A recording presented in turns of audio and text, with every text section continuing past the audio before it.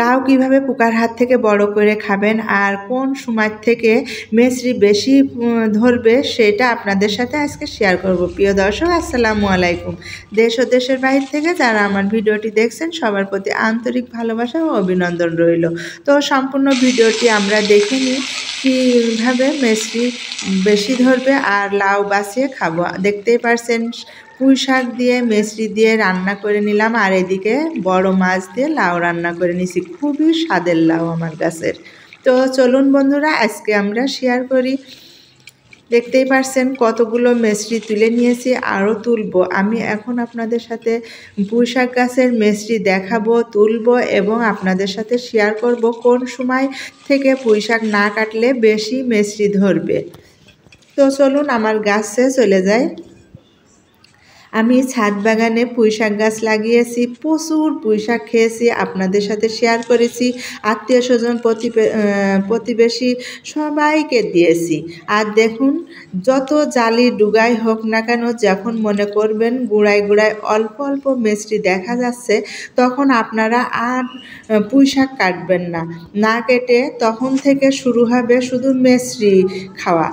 তো দেখুন, মেচড়ি সহ হালকা পাল শীত সাথে পুঁই শাকের পাতা ডাটা আছে, এগুলি কিন্তু ভাজি করলে অসম্ভব মজা লাগে। আর ওইদিকে দেখুন, ওইগুলো আমরা পুঁই শাক হিসেবে জালি জালি ডগা কেটে খাই। আর এখানে কাটা বন্ধ করে দিয়েছি। একদম গুঁড়ার থেকে, আমার পুঁই শাক গাছের গুঁড়ার থেকে প্রচুর মেচড়ি ধরেছে, সেগুলো আপনাদের সাথে এখন শেয়ার করব।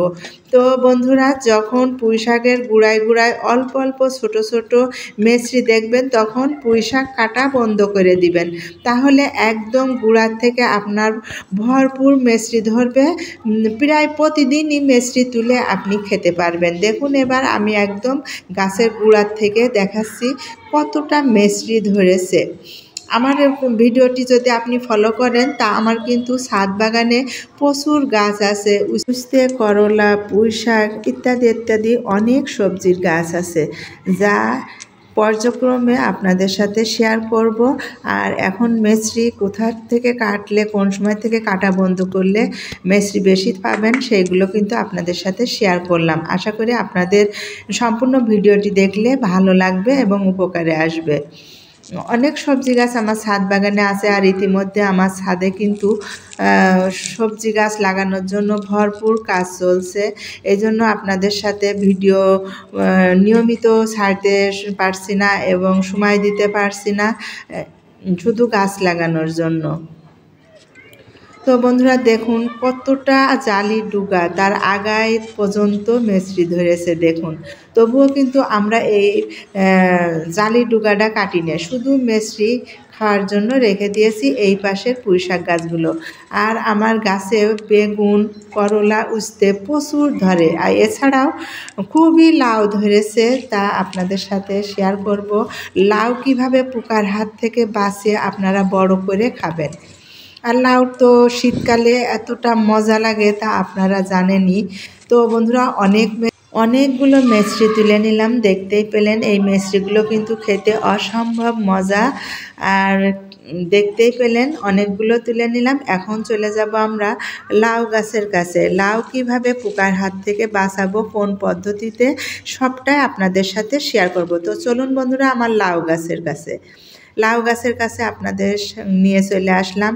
লাউ যখন জালি পড়বে আর ফুল ফুটবে, জালির মাথায় ফুল ফুটবে, তখন হাত পরান করে অবশ্যই আপনারা পলিথিন দিয়ে লাউটা বেঁধে দিবেন। যখন পলিথিনের একদম লেগে যাবে, তখন পলিথিনটা খুলে দেবেন, সেই লাউটা বেঁচে যাবে। দেখতেই পারছেন পলিথিন বেঁধে রেখেছি, আর দেখতে পারছেন এইভাবে একই পদ্ধতিতে আমরা লাউ বড় করে খেয়ে থাকি। আজকে এই লাউটা কেটে নিব বিসমিল্লাহ বলে। তো এই লাউ খেতে কিন্তু অসম্ভব মজার, পানি লাগে না কষাতে, খুবই মজার। তো বন্ধুরা, আমি লাউ রান্না করে নিলাম বড় মাছ দিয়ে। ভিডিওটি আশা করি আপনাদের ভালো লেগেছে। ভালো লাগলে সাপোর্ট করবেন। সবাই ভালো থাকবেন। আল্লাহ হাফেজ।